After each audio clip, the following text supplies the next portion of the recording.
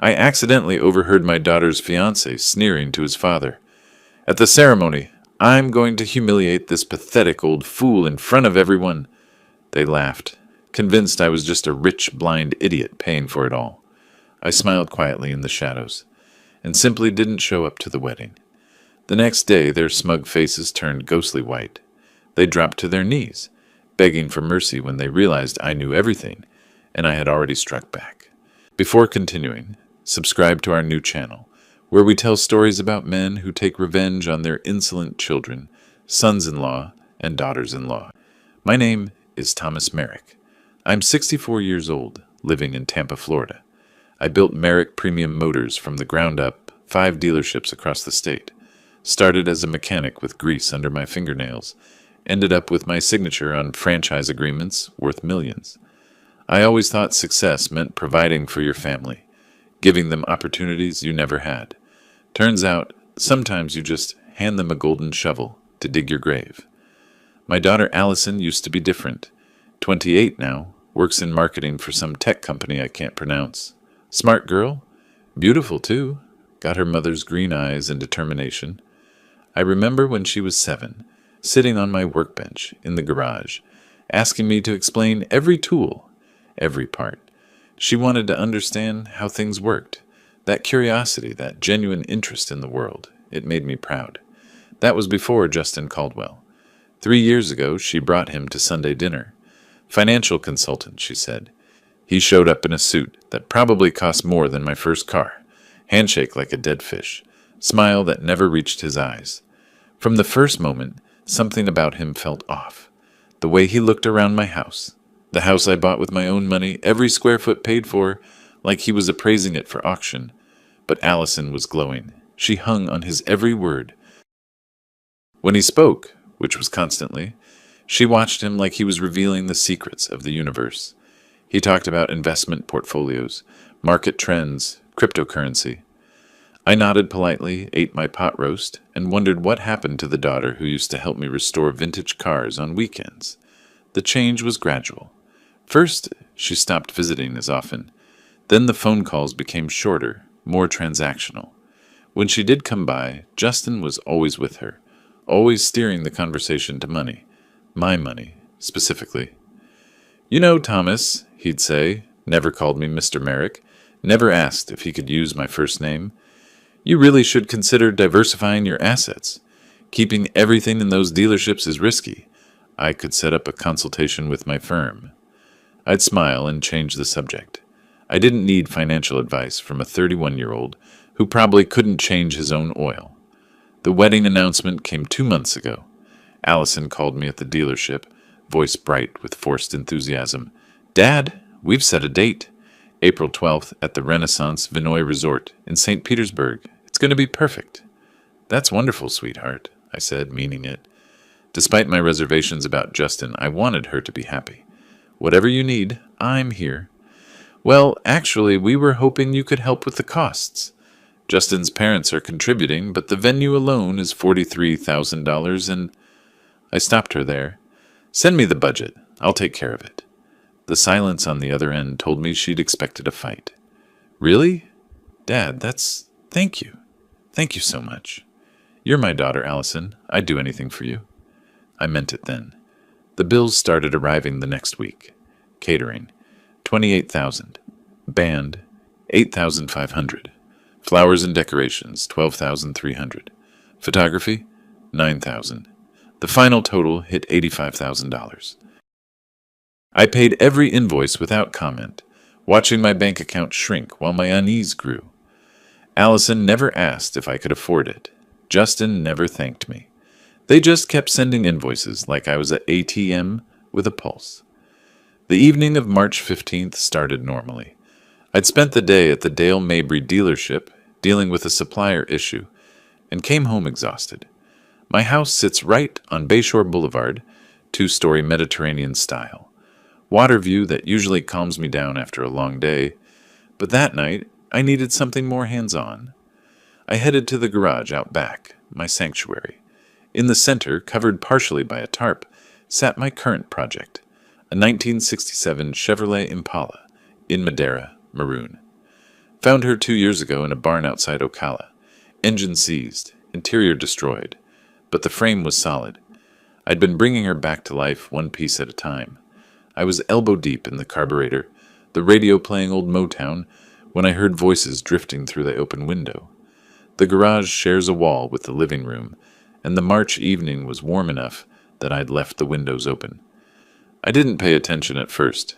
Allison and Justin had been staying at my place for the past week, while their apartment was being fumigated. Then Justin's voice cut through the music, sharp with an edge I'd never heard before. "No, Dad, listen to me. This is perfect. The old man is paying for everything and he doesn't even question it." I turned off the radio. The sudden silence made every word crystal clear. "He's so desperate for her approval," Justin continued, his tone dripping with contempt. "It's actually pathetic. He'll do anything she asks. We're going to clean up on this wedding." My hands tightened on the wrench I was holding. I moved closer to the window, staying in the shadows of the garage. "On the ceremony," Justin said, his voice animated now, excited, "I'm going to humiliate this pathetic old fool in front of everyone. Picture his face when I say in my toast that he's just a mechanic who got lucky, that he doesn't belong in the same room as your family." The voice on the other end, his father, I assumed, was too quiet to hear clearly, but Justin's laugh told me everything I needed to know. "Finally, someone's going to put him in his place." That was definitely his father, Richard, the volume rising. "These nouveau riche types need a lesson in humility. He thinks money makes him sophisticated. We'll show everyone what he really is." The blood pounded in my ears. I stood there in my garage, surrounded by tools I'd collected over 40 years, next to a car I was restoring with my own hands, listening to my daughter's fiancé plot to destroy me at a wedding I was paying $85,000 to host. Part of me wanted to storm into that living room right then, confront him, throw him out of my house, but something made me pause. Maybe it was the mechanic in me. When something's broken, you don't just start smashing parts. You diagnose the problem. You make a plan.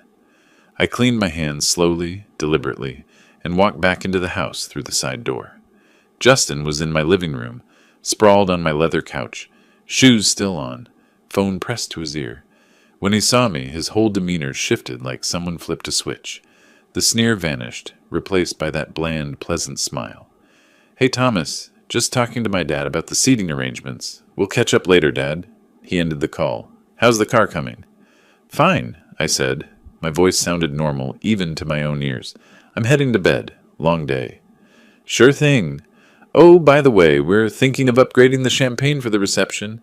Nothing crazy, just something a bit nicer. Maybe another 3,000. I looked at him, really looked at him. At the practiced smile, the calculated casualness, the absolute certainty that I was too stupid, too grateful for my daughter's attention to ever see through him. "Send me the invoice," I said. His smile widened. "You're the best, Thomas. Allison is so lucky to have a dad like you." I went upstairs to my study and closed the door. I didn't sleep that night. I sat in my leather chair, the one I bought when I opened my third dealership, and thought about everything. I remembered Allison at 12, crying because she hadn't made the soccer team. I'd taken her out for ice cream, told her that setbacks just meant you tried harder next time. She'd practiced every day for a month and made the team the next year. I remembered her at 16, bringing home her first real boyfriend. I'd shaken his hand, made small talk, and after he left, she'd hugged me and said, "Thanks for not being weird, Dad. I was so nervous." I'd told her I trusted her judgment. I remembered her college graduation. She'd walked across that stage, gotten her diploma, and when they called her name, she'd pointed at me in the crowd. Later, at dinner, she'd raised her glass and said, "To my dad, who made all of this possible." Where did that girl go? When did gratitude turn into entitlement? When did love turn into transaction? The answer sat in my living room, probably already asleep in my guest room, on my sheets, under my roof. Justin Caldwell hadn't just changed my daughter.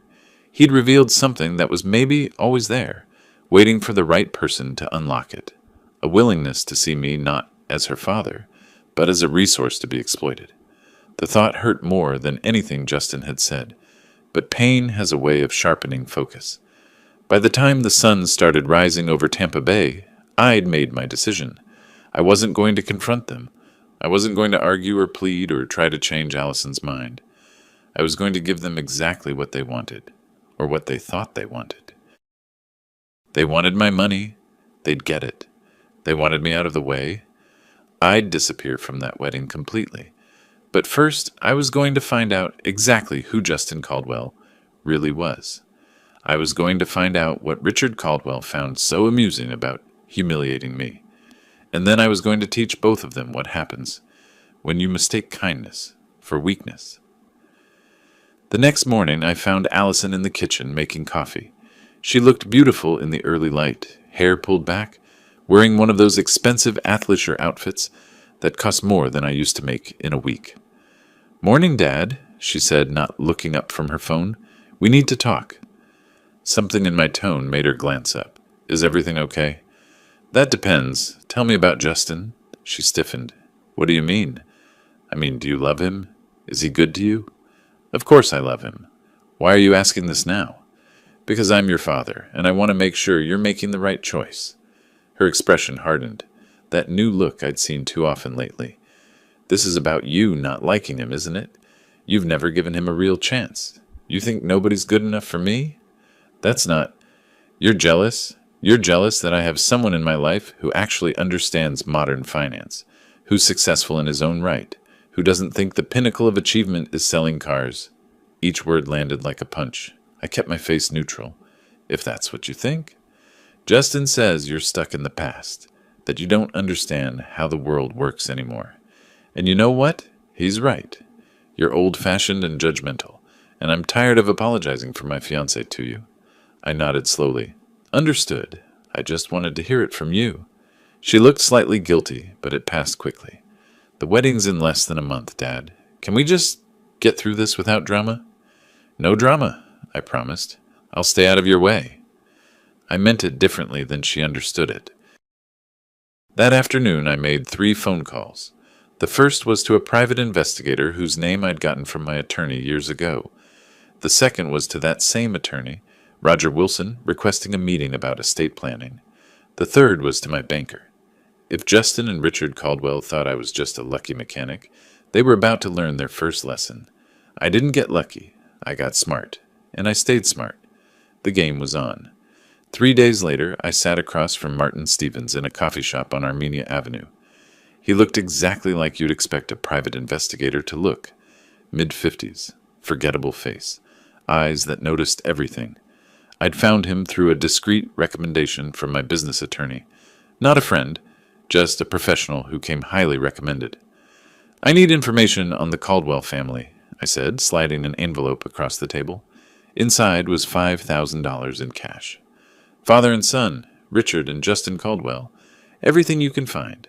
Financial records, employment history, legal issues, business dealings. I want to know who they really are." Martin didn't ask questions. That's why he got the cash up front. 2 weeks enough? I need something in 4 days. The rest can come as you find it." He pocketed the envelope. "You'll have it." That same afternoon, I met with Roger Wilson at his office downtown. Roger specialized in estate planning and property law, dry, technical work that most people found boring. I found it fascinating. The law, when properly understood, was the most elegant weapon ever created. "Thomas, good to see you," Roger said, gesturing to a chair. "Your assistant mentioned you wanted to discuss your estate?" "I want to restructure everything, move my assets into a living trust. Can that be done quickly?" Roger leaned back, fingers steepled. "It can. May I ask what's prompting this?" "Let's call it preventative maintenance." He smiled slightly. "The wedding, among other things?" We spent 2 hours going through my assets, the dealerships, the house, investment accounts, the rental properties I'd accumulated over the decades. Roger took notes, asked questions, never once suggested I was being paranoid. By the end, we had a plan. "This will take approximately 3 weeks to finalize," he said. "The trust documents need to be drafted, notarized, and properly recorded. But once it's done, you'll have complete control during your lifetime, with very specific conditions for transfer upon your death." "Perfect. And Roger, this stays between us. Attorney-client privilege, always." Meanwhile, Allison and Justin were in full wedding planning mode. The invoices kept coming like clockwork. Catering upgrade, $28,000. Live band instead of DJ, $8,500. Floral arrangements that could have fed a small country, $12,300. A photo booth, specialty cocktails, custom monogram napkins. Every email brought a new expense. I paid them all without comment. The funny thing was, my silence seemed to unsettle Allison more than any argument would have. She called me that Thursday evening, her voice uncertain. "Dad, did you get the invoice for the upgraded catering package?" "I did." "Already transferred the payment." Pause. "Just like that?" "It's your wedding, sweetheart. I want it to be perfect." Another pause, longer this time. "Are you feeling okay?" I almost laughed. She was suspicious of me being generous. When had that happened? When had my daughter become someone who expected me to fight her over money? "I'm fine, Allison. Just want you to be happy." "Oh, okay. Well, thank you." After she hung up, I sat there thinking about that conversation, about the surprise in her voice when I simply gave her what she asked for. Justin had trained her well, trained her to see me as an obstacle, a resource that needed to be managed and manipulated, rather than a father who loved her. I watched them over the next several days with new eyes. They came by the house to discuss wedding details, and I observed them like a mechanic examining a faulty engine. Every tell, every micro-expression, every casual cruelty. Justin sprawled on my furniture like he owned it. He helped himself to my whiskey without asking. He name-dropped constantly. People he knew, deals he'd made, his supposed financial acumen. All of it designed to remind me that he was the sophisticated one, the modern success, while I was just the old man who got lucky in a dying industry. "You know, Thomas," he said one evening, swirling my 20-year-old scotch in my crystal glass, "Allison and I have been talking about the future. After we're married, we're thinking of starting a financial consulting firm together. We could really use some startup capital, maybe $100,000 to get things off the ground." Allison shot him a look, quick, nervous. So that was the next play. The wedding was just the opening bid. "That's interesting," I said mildly. "What kind of consulting?" "Wealth management for high net worth individuals. People like you, actually. You'd be surprised how many successful people don't know how to properly structure their assets." "I'm sure I would be." He missed the sarcasm completely. "Exactly. So you understand why this is such a great opportunity. We could even make you our first client. Pro bono, of course, since you're family." "How generous?" "We're thinking we could launch right after the honeymoon. What do you say? Want to invest in your daughter's future?" I looked at Allison. She was studying her hands, not meeting my eyes. She knew what they were doing. On some level, she had to know. "Let me think about it," I said. Justin grinned. "Take your time. We're not going anywhere." That was the moment I realized just how deep this went. The wedding wasn't the end game. It was the beginning. They planned to bleed me slowly, systematically, using Allison as bait and my love for her as the hook. The consulting firm would fail. Of course it would. But not before consuming that $100,000. Then there'd be another opportunity, another investment, another chance to fund their lifestyle while they patronized me. The next morning, Martin called. "I've got your preliminary report. You free?" We met at the same coffee shop. This time he brought a folder. "Richard Caldwell is drowning," Martin said without preamble, sliding documents across the table. "His investment firm used to be legitimate, but the last 5 years have been a disaster. Bad calls, worse timing, clients leaving in droves. He's currently $340,000 in debt, spread across 4 creditors. His house in Clearwater, worth about $520,000, is mortgaged to the hilt. He's 3 months behind on the payments." I studied the papers. Credit reports, property records, business filings. Martin was thorough. "What about Justin?" That's where it gets interesting. Martin pulled out another set of documents. "Justin's been fired from 3 different firms in the last 7 years. Each time it was hushed up. No official record, just quiet resignations with NDAs attached. But I've got sources. The pattern is consistent. He'd get access to client accounts, make unauthorized trades, pocket the commissions. Nothing big enough to prosecute, but enough to get him shown the door. And his current employer doesn't know? They know he's had multiple positions. They don't know why he left them. He's good at selling himself, and he's working at a mid-tier firm now that doesn't do deep background checks. I sat back, processing this. Justin Caldwell wasn't just arrogant and cruel. He was a con artist who'd found the perfect mark, my daughter, and through her, me. "There's more," Martin said. "I pulled your daughter's financial records. Public information only," he added quickly. "She and Justin took out a joint personal loan 3 weeks ago. $75,000 from a private lending company. Interest rate is criminal. They used her credit score since his is garbage." "What's the loan for?" "Officially? Home improvements and relocation expenses. But they're still living in that apartment you're paying for, and they're not moving until after the wedding. So they'd already started spending money they didn't have. Probably assumed the wedding would solve their problems. I'd seen the gift registry. They'd requested cash gifts instead of traditional presents, citing their desire to invest in their future together. Now I knew what future they meant, using my guests' generosity to pay off their debts. The pieces were coming together beautifully. "Keep digging," I told Martin. "I want everything on Justin. Employment records, references, anything his current company should know but doesn't." "Will do. What are you planning?" "Nothing illegal," I said. "Just making sure people have all the information they need to make informed decisions." After Martin left, I made several phone calls. The first was to my banker, a woman named Patricia Rodriguez, who'd helped me structure financing for my 4th dealership expansion. We weren't friends, but we had a professional relationship built on mutual respect and a lot of mutual profit. "Patricia, I need information about purchasing debt. How does that work in Florida?" "You looking to become a creditor?" she asked, intrigued. "Possibly. If I wanted to buy someone's outstanding debts from their current creditors, what would that involve?" She walked me through it. In Florida, debt buying was legal and relatively straightforward. The original creditor sells the debt, usually at a significant discount because they've given up on collecting it, and the buyer becomes the new creditor, with all the same rights to collect. It happens thousands of times a day in the financial industry. Most creditors would rather get 60 or 70 cents on the dollar now than chase someone for years trying to get 100 cents, Patricia explained, especially if the debtor has a history of missing payments. "And if I wanted to purchase specific debts, could that be arranged discreetly? Through intermediaries? Absolutely. Happens all the time. The debtor wouldn't necessarily know who the new creditor is until you're ready to reveal yourself.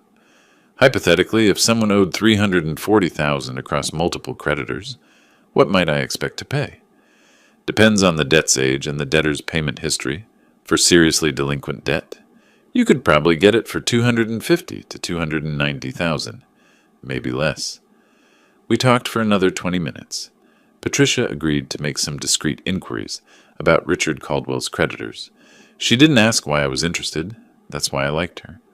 The following Monday, I met with Philip Thompson, a notary public, who specialized in complex estate documents. Roger had recommended him for the trust paperwork. "These beneficiary conditions are very specific," Philip noted, reviewing Roger's drafts. "You're essentially creating a contingent inheritance based on behavior during your lifetime." "Is that legal in Florida?" "Completely. You can set almost any conditions you want, as long as they're not illegal or against public policy. Requiring respect and support from beneficiaries? Courts uphold that regularly." "Good, because I want every detail documented. Every conversation, every incident. If I say someone violated the trust conditions, I want there to be no doubt." Philip nodded slowly. "You're building a case." "I'm protecting myself?" While all this was happening, Allison called almost daily with wedding updates I didn't care about, and expenses I paid without question. She'd started to sound almost apologetic about the costs, which was new. Maybe some part of her recognized that she'd crossed lines that couldn't be uncrossed. "Dad, the photographer wants an extra $2,000 for a second shooter. I told him it was too much, but Justin thinks—" "Pay it," I said. "I want your wedding to be perfect, remember?" "Are you sure? It's getting so expensive." "I'm sure, sweetheart." The silence on the other end was heavy with confusion. She wanted me to fight her. She expected resistance. My complete compliance threw her off balance, and that imbalance was exactly what I needed. Justin, meanwhile, had started dropping hints about the honeymoon. We're thinking Bora Bora, 2 weeks at the Four Seasons. Allison deserves the best, don't you think, Thomas? She does, I agreed. It's about $35,000 for the package we want. All-inclusive, overwater bungalow, the whole experience. Send me the details. He actually looked surprised. Really? Just like that? Just like that. That evening, after they'd left, I stood in my garage with the Impala. I'd made real progress on her. The engine was rebuilt. The interior was halfway restored. Working with my hands had always helped me think clearly. I understood now what needed to happen. Richard and Justin Caldwell had made a fundamental miscalculation. They'd looked at me and seen an easy target, a sentimental old man desperate for his daughter's love, willing to be bled dry just to stay in her life. They'd seen weakness where there was patience, stupidity where there was strategy. I checked my phone. Patricia had sent a message. Found all 4 creditors. They're interested. Call me. I smiled in the dim light of the garage, oil on my hands, the smell of restored metal in the air. And that's when I understood exactly how to repay them. A week later, the debt purchase was complete. Patricia's intermediaries had negotiated with all 4 of Richard Caldwell's creditors. The final price, $290,000 for debts with a face value of $340,000, a discount for delinquent accounts that the original creditors had given up on collecting. Richard didn't know yet. The paperwork took time to process, and I had specifically requested that notification be delayed until I was ready. In the meantime, the wedding preparations reached their crescendo. That weekend, I called Allison and Justin to my office at the main dealership. They arrived together, Justin in another expensive suit, Allison looking nervous.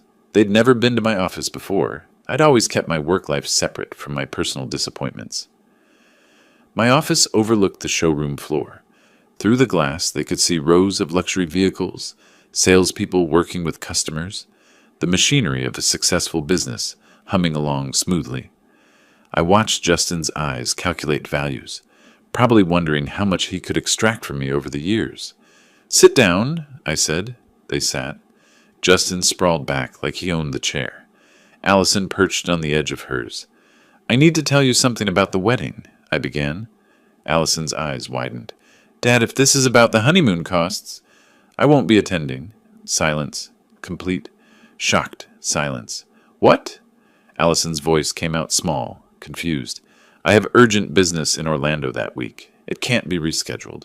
I won't be at the ceremony. You're joking. Her face flushed red. This is my wedding, your only daughter's wedding, and you're choosing business over me? The business meeting was scheduled months ago. Important clients. I can't cancel. Justin leaned forward, and I saw something flicker in his eyes. Not anger, calculation, suspicion. Thomas, surely your staff can handle one meeting? This is Allison's big day. My staff can't handle this particular meeting. I'll be there personally, or we lose the account. Allison stood up, her hands shaking. This is unbelievable. After everything we've been through, after all the planning, you're just abandoning me. I'm not abandoning you. I've paid for everything, haven't I? $85,000. The wedding will be perfect. I just won't be there to see it. That's not the same. Tears started running down her face. I don't care about the money. I want my father at my wedding. It was a lie. She absolutely cared about the money. But the tears looked real enough. Some part of her, buried under the layers of entitlement Justin had cultivated, still wanted her father's approval. I'm sorry, Allison. Sometimes life requires difficult choices. She stared at me like I was a stranger. Maybe I was. Maybe the man who would have canceled anything for her had died the night I heard Justin's plan. You're being selfish, she said. You're punishing me because you don't like Justin. This is your way of showing disapproval. If that's what you think. Justin stood, putting his arm around Allison. Come on, honey. We don't need him there. Your day will be beautiful regardless. They left. Through my office window, I watched them walk to their car. Allison was crying. Justin was on his phone before they'd even reached the parking lot. I made my own call. Martin, I need you to monitor Justin's communications. Legally, of course. Just track who he calls. When. Duration. Can you do that? Already on it. His phone records are public with the right subpoena, and I've got a contact at his carrier. 3 days later, Martin sent me a transcript. Justin had called his father within minutes of leaving my office. "The old man's not coming to the wedding," Justin had said. "Claims he has business in Orlando." "Do you believe him?" Richard's voice skeptical. "I don't know. He's been acting strange, paying everything without argument, but there's something off about it, like he's too cooperative. You're paranoid." "Maybe, but I can't shake the feeling he suspects something. The way he looked at me when he said he wouldn't be there, it was cold, really cold." "So what if he suspects? What can he do? You're marrying his daughter. He either plays nice or loses her forever." "I guess you're right. Still, maybe we should be careful at the wedding. Keep the toast subtle." "Subtle? We've been planning this for months. Don't lose your nerve now." I listened to the recording 3 times. They knew something was off. Good. Let them worry. Let them second guess. Paranoia was its own punishment. 2 days after that, I finalized the last pieces with Roger. "The trust documents are complete," he said, spreading them across his desk. "Everything you own is now held in the Thomas Merrick Living Trust. You're the trustee with full control during your lifetime. Upon your death, assets pass to named beneficiaries, currently Allison, but only if specific conditions are met. And those conditions? Demonstrating respect and support for you during your lifetime. The trust includes a provision that you can remove any beneficiary who fails to meet these standards. I've documented several incidents already, per your instructions. Witness statements, that audio recording you provided, financial records showing their exploitation of your generosity. How solid is this legally? Extremely. Florida law strongly supports a grantor's right to set conditions on inheritance. You'd need clear evidence of beneficiary misconduct, which you have. The audio recording alone would likely be sufficient. I signed the papers, every single one. By the time I walked out of Roger's office, I owned nothing personally. Thomas Merrick, the man, was worth maybe $10,000 in checking account balances. Everything else, the house, the dealerships, the investments, belonged to the trust. Allison could contest it eventually, but she'd lose, and by the time the legal dust settled, she'd understand exactly what she'd thrown away. The morning of the wedding approached. I spent it in my garage with the Impala. The engine purred now, smooth and powerful after months of patient work. I'd rebuilt her from the ground up, piece by piece, the same way I'd built my business. The same way I was rebuilding my relationship with my daughter, by stripping away everything false until only the truth remained. That evening I sent the final piece into motion. A letter, prepared by Roger, sent via certified mail to Richard Caldwell at his Clearwater address. "Dear Mr. Caldwell," it began, "this letter serves as official notification that I am now the sole creditor for all your outstanding debts, totaling $340,000. These debts were purchased from your previous creditors and are now due in full within 30 days of receipt of this notice." The letter went on to detail every debt, every missed payment, every legal remedy I could pursue if he failed to pay. It was perfectly legal, perfectly cold, and perfectly timed. Richard would receive it the day after the wedding, just when he thought they'd gotten away with everything. The wedding took place at the Renaissance Vinoy Resort in St. Petersburg, exactly as planned. I know because I hired a videographer, one Allison and Justin didn't know about, to record everything. I watched the footage later that evening, sitting in my study with a glass of good scotch. Allison looked beautiful in her dress. I'll give her that.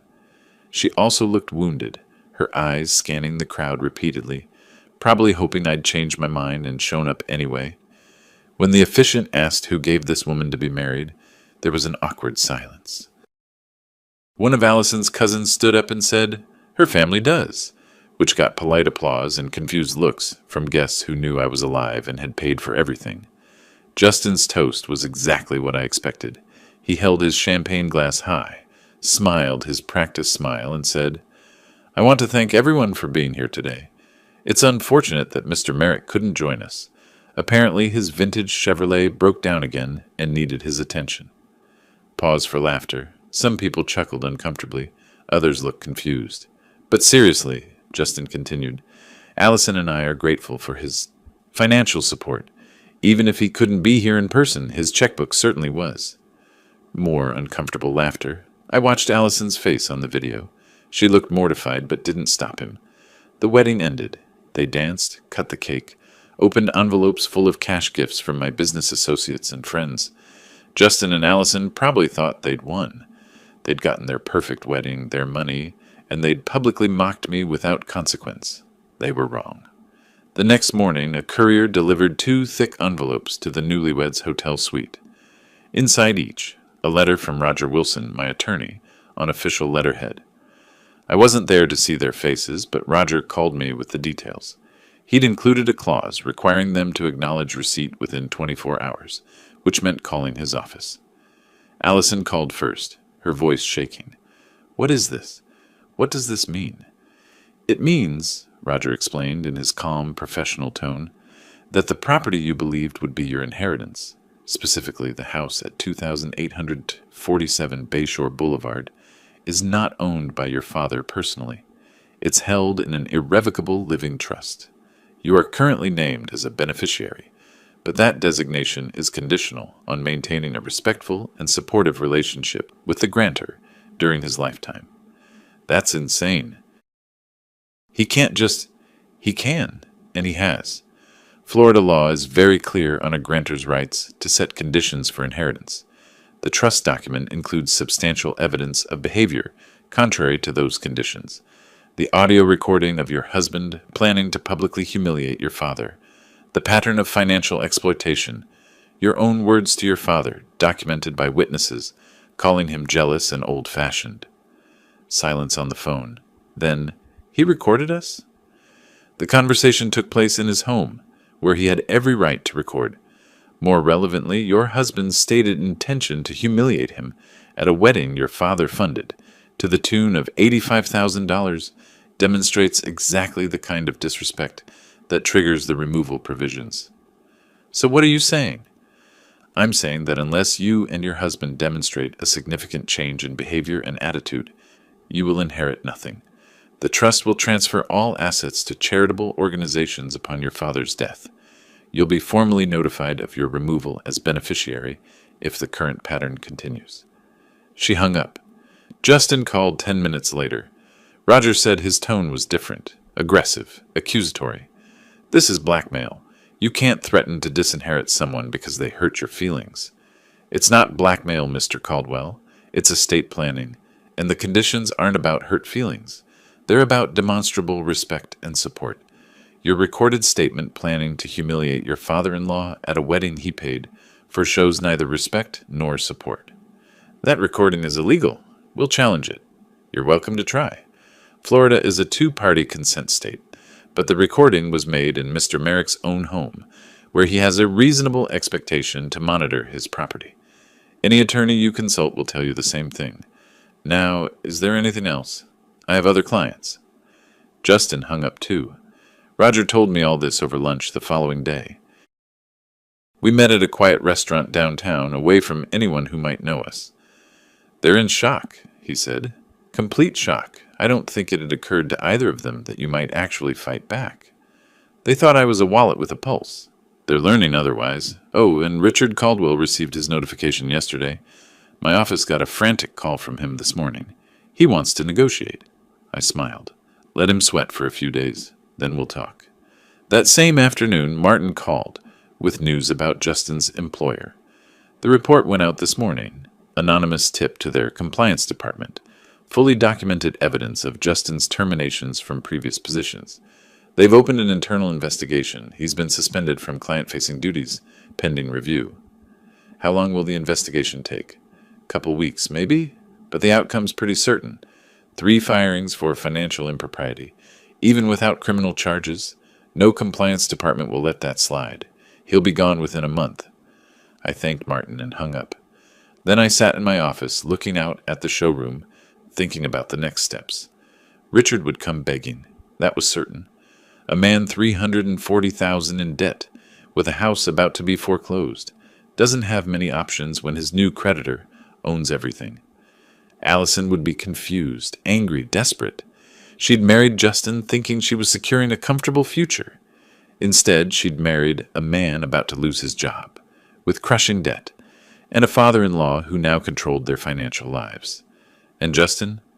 Justin was learning that intelligence and cunning weren't the same thing. He'd been clever enough to manipulate Allison, not clever enough to realize that some people don't show their hand until the game is already over. My phone rang. Allison's number. I let it go to voicemail. She called again. Voicemail. On the third call, I answered. Dad? Her voice was small, frightened. Dad, we need to talk. Please. Can we come over? I'm busy this week. This is important. It's about the letter from your lawyer. We need to discuss. There's nothing to discuss, Allison. The trust is established. The conditions are clear. Either you meet them or you don't. But that's not fair. You can't hold our entire future hostage because you chose a man who planned to humiliate me at your wedding. Because you took a $75,000 loan you planned to pay off with gifts from my friends? Because you've treated me like an ATM for 3 years? Silence. How did you know about the loan? She whispered. I know everything, Allison, every single thing.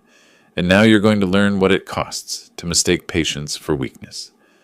I hung up. The game had moved from preparation to execution, and I was just getting started. The next morning, Justin's phone rang at precisely 9 o'clock. I know because Martin had his communications monitored, and he sent me the details within the hour.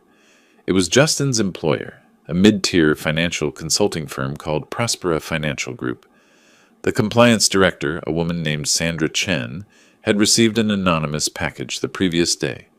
Inside, detailed documentation of Justin's 3 previous terminations, complete with dates, circumstances, and sworn statements from former colleagues.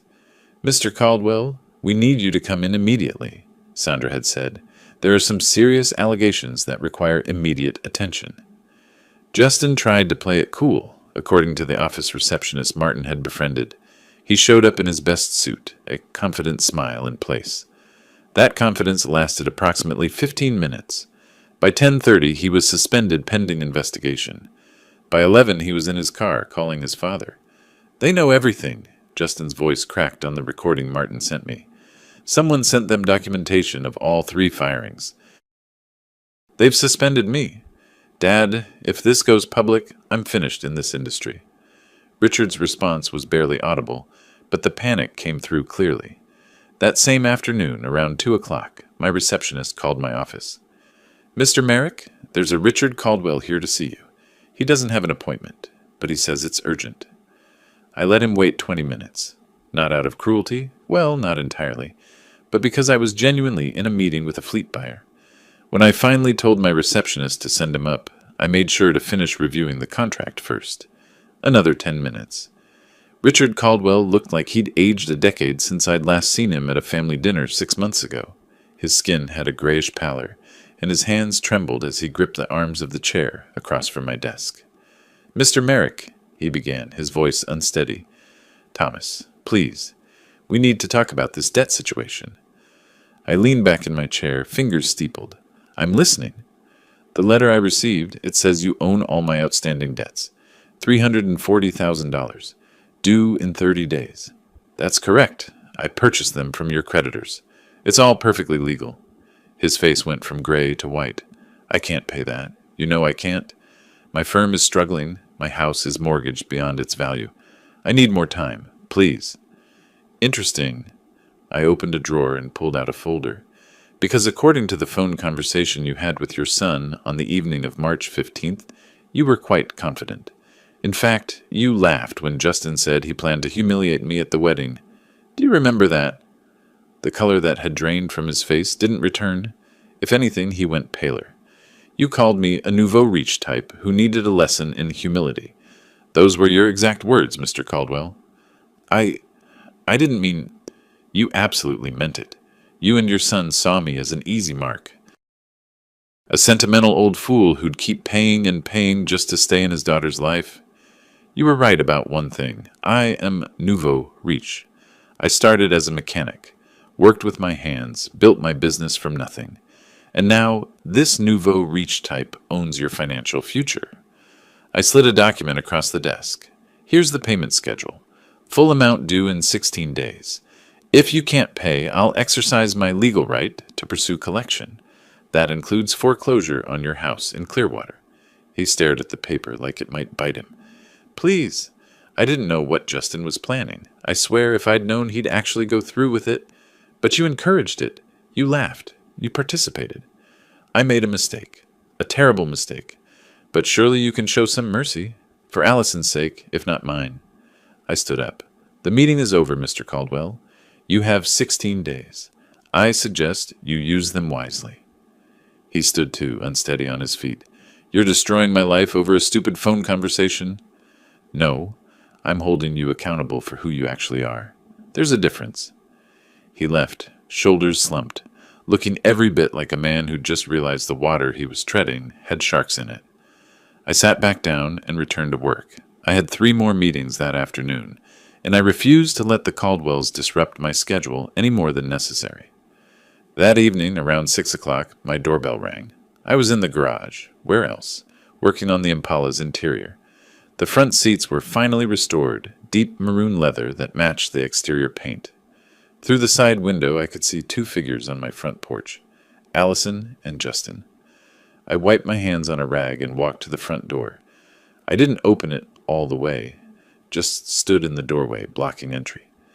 Allison's eyes were red from crying. Justin looked like he hadn't slept. Dad! Allison started, her voice pleading. Please, we need to talk to you. Can we come in? No? Dad, you can say whatever you need to say from right there. Justin stepped forward. I noticed his hands were clenched, his jaw tight, anger simmering under a thin veneer of control. Thomas, this has gone far enough. Whatever point you're trying to make, you've made it. Now we need to discuss how to resolve this situation like adults. I am resolving it. You're the ones with the problem. Allison's tears started flowing harder. I don't understand. Why are you doing this? Why are you punishing me? The question hung in the air.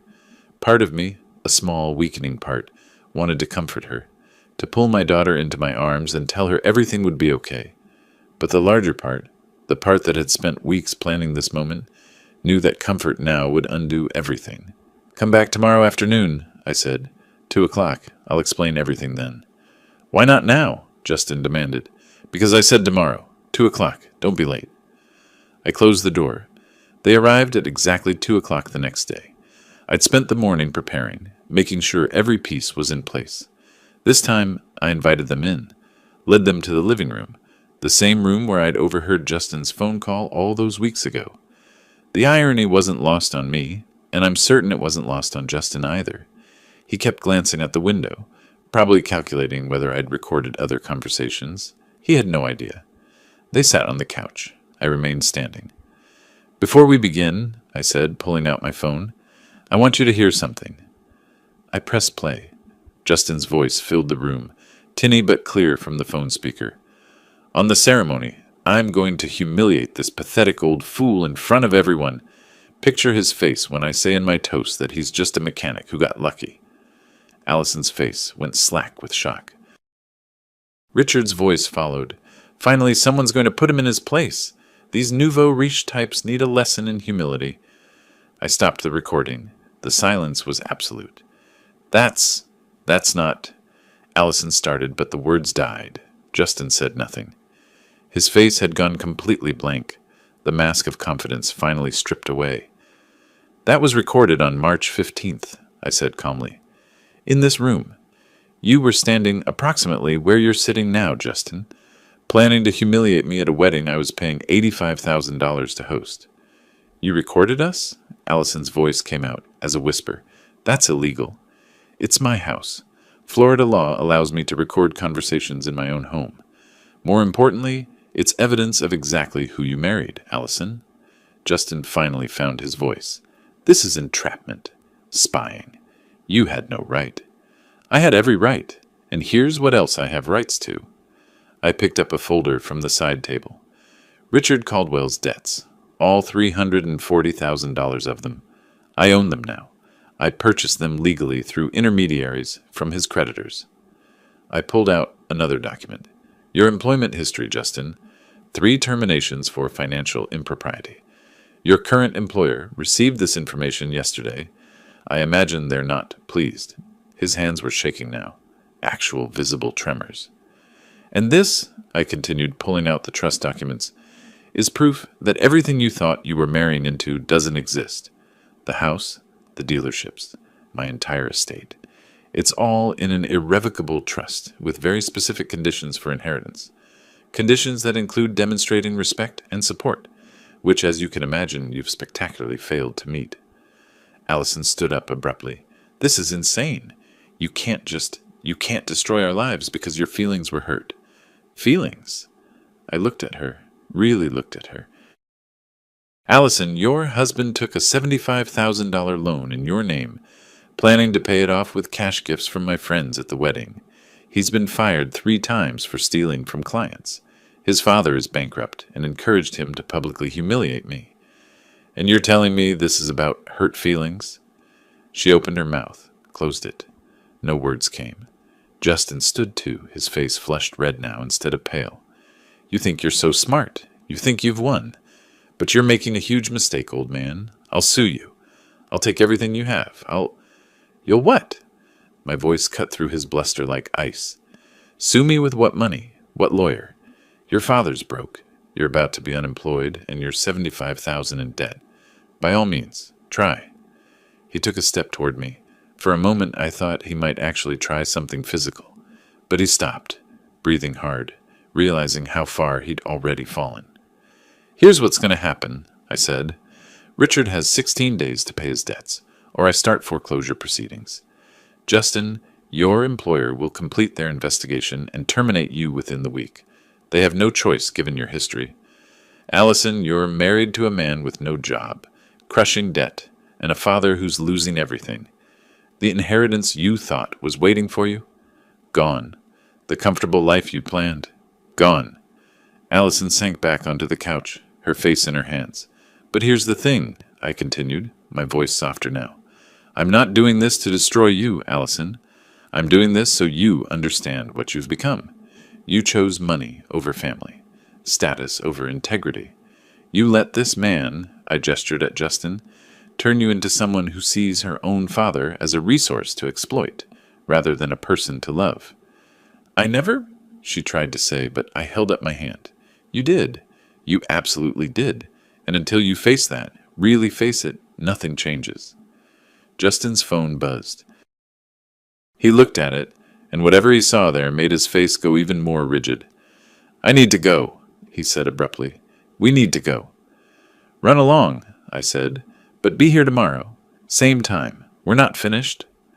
After they left, I stood at the window watching their car pull away. Justin was gesticulating wildly, probably raging about what I'd done. Allison sat motionless in the passenger seat. My phone rang. Martin, the employer just sent termination paperwork, he said. Justin's officially done, and I've got something else you'll want to know. Richard Caldwell just listed his house for sale. Emergency listing price well below market value. He's desperate. Keep me informed. I hung up and returned to the garage. The Impala was almost complete now. Just a few more details, some fine-tuning. Everything was falling into place, exactly as planned.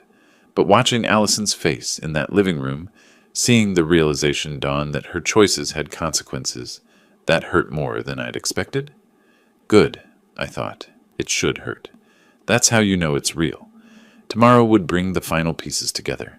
Tomorrow, they'd understand that I wasn't just punishing them. I was teaching them. 5 days passed. 5 days of silence from the Caldwells. I spent them productively, finalizing the terms with Roger, coordinating with my financial director about Richard's company, preparing the documents they'd need to sign. On the 5th day, all 3 of them appeared at my door together.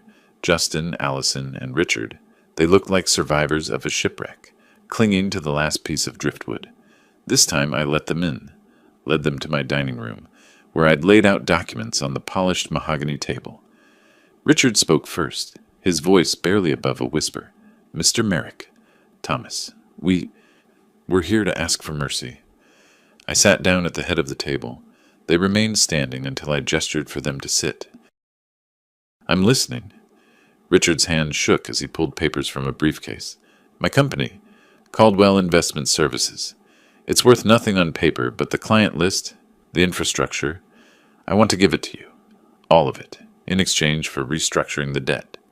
I glanced at the documents. He was right. The company was essentially worthless. But the gesture was what mattered. Justin cleared his throat. I'll issue a public apology. Write letters to everyone who attended the wedding. Explain what I did, what I planned. Take full responsibility. And you, Allison? I looked at my daughter. She'd been crying. Her eyes were red and swollen. I was wrong, Dad. About everything. About Justin, about you, about what matters. I don't know how to fix it, but I want to try. The room fell silent. I let it stretch, watching them squirm. Here's what's going to happen, I finally said. I'll accept your offers, but with conditions. Non-negotiable conditions. I pulled out my own documents, sliding them across the table. Justin, you will send a letter of apology to all 120 wedding guests. I will personally review and approve the content. You will detail exactly what you plan to do, acknowledge your employment history, and take full responsibility for your actions. No excuses, no justifications. Justin's jaw clenched, but he nodded.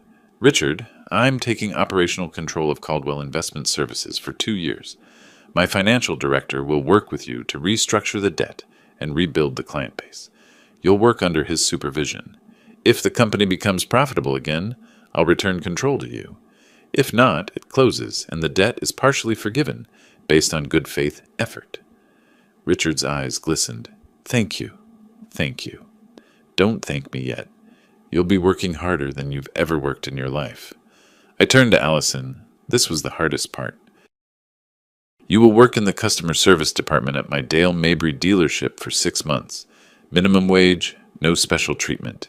You'll answer phones, handle complaints, learn what it means to earn money instead of expecting it.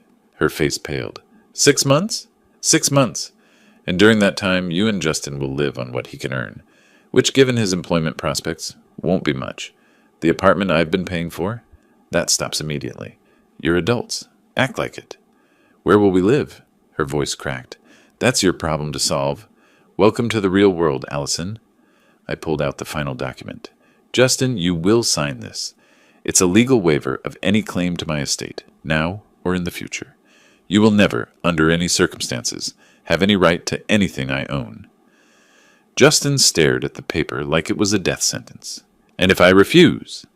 Then I proceed with foreclosing on Richard's house. You both face the full weight of your debts with no assistance from me, and Allison loses any chance of ever being reinstated as a trust beneficiary. Your choice. He picked up the pen. His hand trembled as he signed. There's one more thing, I said, looking at all three of them. If, and this is a significant if, you complete these terms successfully, if Allison demonstrates genuine change over these 6 months, if Justin shows actual remorse and rebuilding of character, I might consider limited reinstatement of trust benefits. Not full inheritance, but enough to provide some security. Allison's head snapped up. Really? I said might. This is contingent on real change, not performance. I'll know the difference. They left with their copies of the agreements, shoulders slumped, faces showing a mix of relief and despair. They'd been given a lifeline, but it came with a cost they'd never imagined paying. After they left, I poured myself a drink and stood at the window overlooking the bay. The sun was setting, painting the water in shades of orange and gold. Martin called. The apology letters went out today. FedEx certified mail. All 120 guests will have them by tomorrow. Good. How do you feel? I considered the question. Like I just performed surgery. It was necessary, it was painful, but maybe, just maybe, the patient will survive. The next day, the responses started coming in. Some of my business associates called directly, shocked by Justin's confession. Others sent supportive messages telling me they'd suspected something was wrong. A few even apologized for not saying anything sooner. The public humiliation Justin had planned for me had become his own reality. Poetic justice, I suppose. A month passed, then another. Allison showed up for her first day at the dealership, wearing jeans and a simple blouse, her designer wardrobe abandoned. I watched from my office as my customer service manager, Rita, showed her the phones, the computer system, the complaint logs. She was terrible at first. Used to getting her way, she struggled with angry customers who didn't care who her father was. But slowly, So slowly, I almost missed it. She changed. I saw her one day, 3 months in, patiently explaining to an elderly woman why her warranty claim was denied, then quietly calling our service department to see if they could offer a discount anyway. The old Allison would have transferred the call and forgotten about it. Justin found work at a small accounting firm in Tampa. Entry-level position, fraction of his previous salary. He and Allison rented a one-bedroom apartment in a neighborhood that made Allison's face tight with embarrassment when I asked about it. But they paid their own rent, bought their own groceries, lived within their means. Richard, under my financial director's supervision, slowly brought Caldwell Investment Services back from the brink. He worked 12-hour days, rebuilt relationships with old clients, learned humility that wealth had never taught him. One evening in mid-May, almost exactly 2 months after their surrender, I invited Allison to dinner at my house. She arrived alone, parking her old Honda, sold the luxury car apparently, in my driveway. She looked different, tired, thinner, but something in her eyes had changed. The entitled princess was gone. In her place was someone I almost recognized from years ago. We ate in silence for a while. I'd made pot roast, her favorite when she was young. "Dad," she finally said, setting down her fork. Her voice trembled. "I'm sorry. I'm so sorry. I didn't see it. What Justin was doing, what I was becoming. I was blind." Tears rolled down her cheeks. Real ones this time, not the manipulative crying I'd seen before. I thought I knew what success looked like. Expensive things, the right connections, never having to struggle. But these past months, working for minimum wage, watching you treat me exactly like every other employee, she wiped her eyes. I finally understand. You were never the problem. I was. I reached across the table and took her hand. I forgive you, Allison, but you need to remember this. Really remember it. Not just until things get comfortable again, but for the rest of your life. I will, I promise I will. The apartment I was paying for, you're not getting that back. You and Justin will continue to support yourselves. I know. But, I continued, I'm willing to offer Justin something. A reference letter for a position in Jacksonville. It's a legitimate opportunity. Better than what he has now. But it requires relocation. If he accepts, you'll have to decide if you go with him or stay here. She nodded slowly. We've talked about starting over somewhere new, away from all of this. It might be good for both of you. 3 weeks later, they moved to Jacksonville. I helped them load the U-Haul, not financially, but physically. Justin looked at me warily as we carried boxes, probably waiting for another trap. There wasn't one. Take care of her, I told him as they prepared to leave, and don't ever think about using her again. I'll be watching.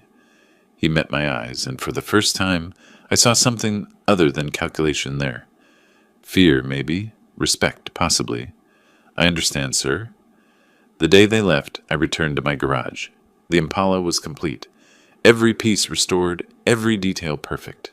The maroon paint gleamed under the overhead lights. The chrome sparkled. The engine purred like it did when it first rolled off the assembly line in 1967. I ran my hand along the hood, feeling the smooth metal under my palm. This car had witnessed the beginning of my plan that March evening. Now it witnessed the end. Building her had taught me patience. Restoring what was broken required time, precision, and unwavering commitment to the vision of what she could be. Same with family, I suppose. Richard continued working at his company under my oversight. The debt was being repaid in installments, slowly but steadily. He'd never be wealthy again, but he'd learn something more valuable, the difference between success and character. I sat in the driver's seat of the Impala, hands on the steering wheel, and allowed myself a small smile. The Caldwells had thought I was a soft target, a sentimental old man they could exploit indefinitely. They'd learned otherwise. I'd spent my life building things, businesses, relationships, this car. And when someone tried to destroy what I'd built, I didn't respond with rage or violence. I responded with precision, patience, strategy. They'd wanted to humiliate me at a wedding I paid for. Instead, they'd humiliated themselves in front of everyone who mattered. They'd planned to exploit my wealth for years. Instead, they'd lost access to everything they'd counted on. They'd seen me as weak. Instead, they discovered what real strength looked like. Justice isn't always fast. Sometimes it takes planning, sacrifice, and the willingness to make hard choices. But when it arrives, when those who've wronged you finally understand the consequences of their actions, that's worth every moment of patience. I turned the key. The Impala's engine roared to life, powerful and smooth, exactly as it should be. Some things are worth the effort to restore. Some people too. And some lessons can only be learned the hard way. I smiled as I pulled out of the garage into the Florida evening, the setting sun painting everything gold. Justice isn't always swift, but it's always precise. If you like this story, subscribe to our new channel and listen to a few stories there. You can find the link to it in the collaboration or description of this video or in the comments. Subscribe so you don't lose us, because this channel may soon cease to exist.